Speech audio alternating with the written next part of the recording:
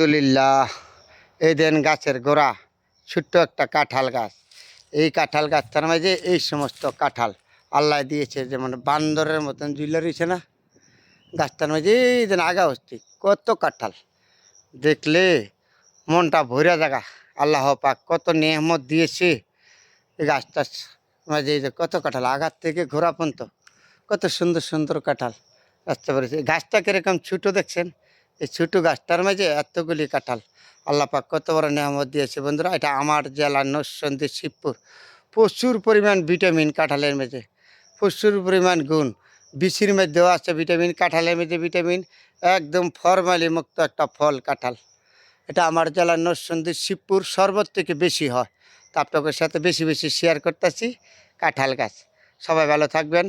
পছন্দ লাগলে আমার ভিডিওগুলি শেয়ার করবেন, দেখবেন, দিবেন, কমাস দিবেন। সবার প্রতি দোয়া রইল। আবারও বলি, জাতীয় ফল কাঁঠাল, কত সুন্দর গাছ, ছোট্ট গাছ। আল্লাহ পাক কত নেয়ামত দিয়েছে। আমিন আমিন আমিন।